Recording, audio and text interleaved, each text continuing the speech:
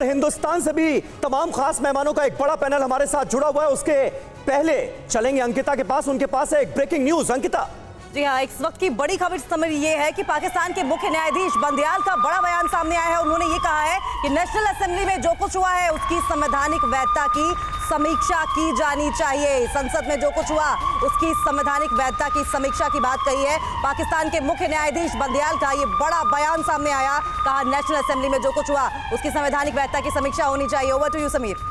ठीक है, एमएस खान साहब हमारे साथ मौजूद हैं, सुप्रीम कोर्ट के लॉयर हैं। खान साहब, क्या होता हुआ नजर आ रहा है? क्योंकि देखिए ऑपोजिशन की तरफ से बयानों के भी बहुत सारे तीर चलाए जा रहे हैं पाकिस्तान में, और कहा जा रहा है कि जो कुछ इमरान खान ने किया वो पूरी तरह से कॉन्स्टिट्यूशन के खिलाफ किया है पाकिस्तान की, और उन्हें सख्त सजा मिलनी चाहिए। यहां तक कि उन्हें देशद्रोही करार दे रहा है पाकिस्तान का पूरा ऑपोजिशन।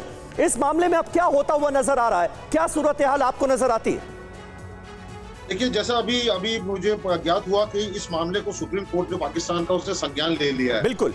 और सुप्रीम कोर्ट का जो वहां पर मसला है वो कॉन्स्टिट्यूशनल वैलिडिटी, कि जो भी प्रोसीडिंग्स हाउस में की गई क्या वो कॉन्स्टिट्यूशनली वैलिड थी या नहीं। अगर वो सुप्रीम कोर्ट को वहां लगता है कि ड्यू प्रोसीजर और प्रोसेस उसको फॉलो ना करते हुए एक आर्बिट्रेरी तरीके से प्रोसीडिंग चलाई गई, तो सुप्रीम कोर्ट उसकी जांच करके उन प्रक्रिया को रद्द कर सकता है। तो ऐसे में अगर सुप्रीम कोर्ट बिल्कुल इस निष्कर्ष पर पहुंचता है कि जो स्पीकर थे उनकी कार्रवाई गलत थी, लेकिन खान साहब अब स्पीकर की कार्रवाई गलत थी या सही थी, अब इससे आगे क्या होगा? क्योंकि अब तो नेशनल असेंबली ही डिसॉल्व हो चुकी है। देखिए, यही तो अगर देखिए नेशनल असेंबली जो डिसॉल्व हुई है वो भी तो एक प्रक्रिया के तहत हुई है। अगर सुप्रीम कोर्ट वहां का एक फर्दर जाकर एग्जामिन करता है कि जो प्रक्रिया अपनाई गई नेशनल असेंबली को डिसॉल्व करने की, अगर वो भी गलत थी तो फिर नेशनल असेंबली रिस्टोर होती है और फिर वहां पर नो कॉन्फिडेंस मोशन जो गलत तरीके से दबाया गया वो भी आ सकता है।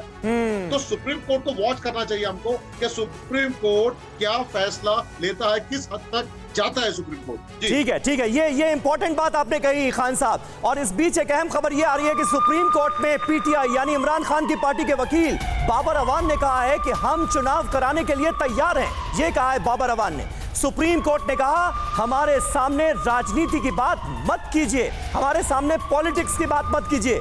बाबर अवान जो कि इमरान खान की पार्टी पाकिस्तान तहरीक-ए-इंसाफ को रिप्रेजेंट कर रहे थे, उन्होंने कहा कि देखिए हम तो चुनाव कराने के लिए तैयार हैं, यानी अपनी पार्टी का रुख सामने रखा। और उसके बाद एक तरह की फटकार लगाई है सुप्रीम कोर्ट ने उन्हें और कहा है कि यहां राजनीति की बातें, सियासत की बातें मत कीजिए।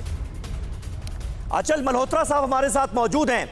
अचल मल्होत्रा साहब, अब ये एक मुसीबत की स्थिति, मुश्किल की स्थिति पाकिस्तान के सामने तो है, ऐसे में सबकी निगाहें पाकिस्तान के सुप्रीम कोर्ट पर लगी हुई हैं। सबसे बड़ा सवाल यही है कि अगर स्पीकर के फैसले को नाजायज ठहराया जाता है, गलत ठहरा देता है सुप्रीम कोर्ट, तो क्या होगा? क्योंकि नेशनल असेंबली डिसॉल्व हो गई है, उसको रिस्टोर करना यह क्या पॉसिबल है, जिस बात का जिक्र खान साहब कर रहे थे?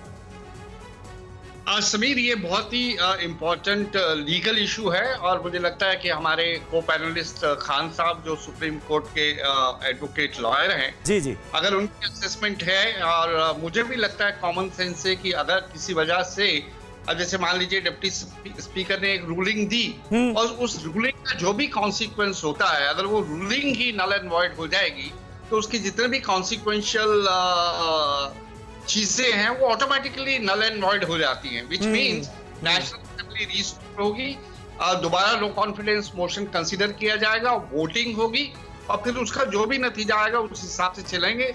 अगर इमरान खान की पार्टी अपनी मेजोरिटी साबित कर देती है तो they will stay in power, अगर नहीं करती है तो जाहिर they will have to resign and go, और ये कंबाइंड ऑपोजिशन है वो फिर पावर में आएगी और वहां पे भी बहुत समस्याएं आने वाली है। जो इनके प्रोस्पेक्टिव प्राइम मिनिस्टर है उनके खिलाफ भी कानूनी कार्रवाई और उनकी बेल की बातचीत चल रही है। सही बात है। तो जो भी आएगी साल 6 महीने चलेगी, टोटली आइडियोलॉजिकली अपोजिट पार्टीज हैं, एक साथ एक एजेंडा लेके आए हैं। पाकिस्तान का मुस्तकबिल क्या हुआ इनके आने से कहना बड़ा मुश्किल है। अल्टीमेटली तो इलेक्शन सही बात है, और इसी से तो बचने की कोशिश, इस नो कॉन्फिडेंस मोशन से ही बचने की कोशिश तो इमरान खान कर रहे थे, जिसकी वजह से ये सब कुछ हुआ है, क्योंकि उन्हें पता है कि उनके पास बहुमत नहीं है और यही सबसे बड़ी दिक्कत है।